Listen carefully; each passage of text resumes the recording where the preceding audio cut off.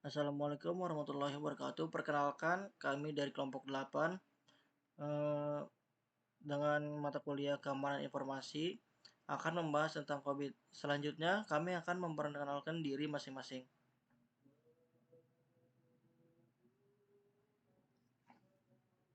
Perkenalkan nama saya Aziz Hafiz dengan NIM 2021 0801 142. Perkenalkan, nama saya Sylvia Anggraini dengan NIM 2021 08 011 04. Perkenalkan, nama saya Ananda Dwi Rizkita dengan NIM 2021 0801 197. Perkenalkan, nama saya Raffi Rahman Arifin dengan NIM 2022 0801 102. Perkenalkan, nama saya Bonifasius Dani Krisnanda dengan NIM 2021 080 1002. Perkenalkan, nama saya Rusani Pramuja dengan NIM 2022 0801 180. Selanjutnya, saya akan membacakan tentang pengertian COBIT.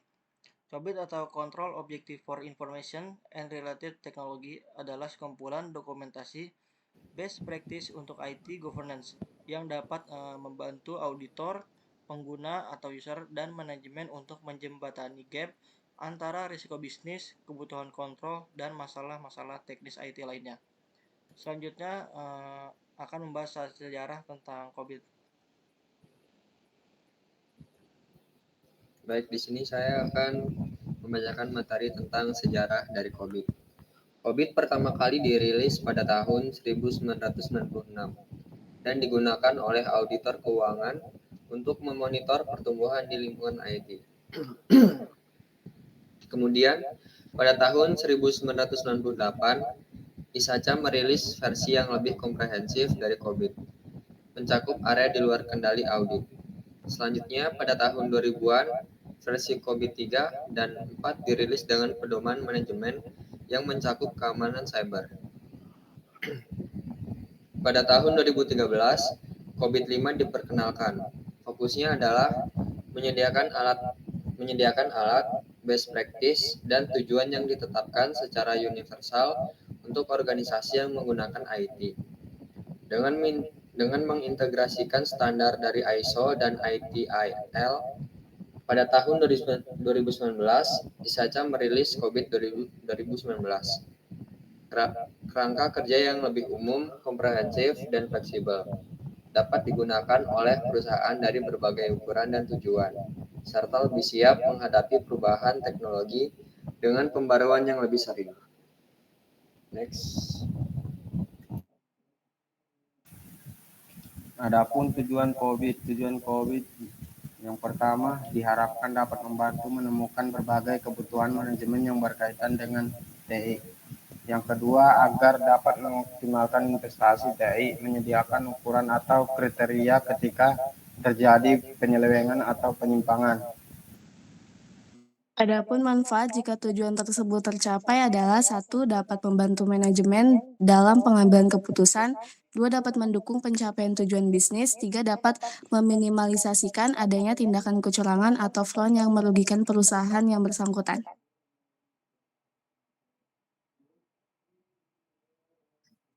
Oke, selanjutnya ada kerangka kerja COVID. Pertama ada control objektif terdiri dari 4 tujuan pengendalian tingkat tinggi atau high level control objektif yang tercermin dalam 4 domain, yaitu planning and organization, acquisition and implementation, delivery and support, dan monitoring. 2 ada audit guidelines. Audit guidelines berisi sebanyak 318 tujuan-tujuan pengendali rinci atau detail control objektif untuk membantu para auditor dalam memberikan manajemen assurance atau saran perbaikan. Ketiga ada manajemen guidelines. Manajemen guidelines berisi arahan baik secara umum maupun spesifik mengenai apa saja yang mesti dilakukan, seperti apa saja indikator untuk suatu kinerja yang bagus, apa saja risiko yang timbul, dan lain-lain. 4 ada maturity models.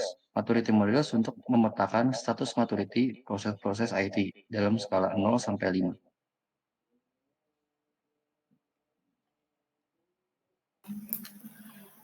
Saya akan membacakan komponen COVID. Yang pertama ada kerangka. Hal ini membantu dalam mengatur tujuan tata kelola TI dan menerapkan praktik terbaik dalam proses dan domain TI. Semua ini dilakukan sambil menghubungkan kebutuhan bisnis. Yang kedua ada deskripsi proses. Deskripsi proses ini adalah model referensi yang bertindak sebagai bahasa umum antara setiap individu dalam organisasi. Deskripsi proses mencakup perencanaan, pembangunan, pengoperasian, dan pemantauan semua proses TI. Yang ketiga ada tujuan pengendalian. Hal ini memberikan daftar lengkap persyaratan yang telah dipertimbangkan oleh manajemen untuk pengendalian TI dan bisnis yang efektif. Yang keempat ada model kedewasaan. Model kematangan digunakan untuk mengakses kematangan dan potensi setiap proses. Mereka juga mengatasi kesenjangan yang ada. Yang kelima ada pedoman manajemen. Pedoman ini memungkinkan pembagian tanggung jawab yang lebih baik, pengukuran kinerja, menyepakati tujuan bersama dan hubungan yang lebih baik dengan proses lainnya. Di sini ada sumber-sumber yang dari kelompok 8 dapat. Selanjutnya saya serahkan kembali ke moderator. Oke, segitu saja yang bisa kami sampaikan. Kurang lebihnya mohon maaf. Wassalamualaikum warahmatullahi wabarakatuh.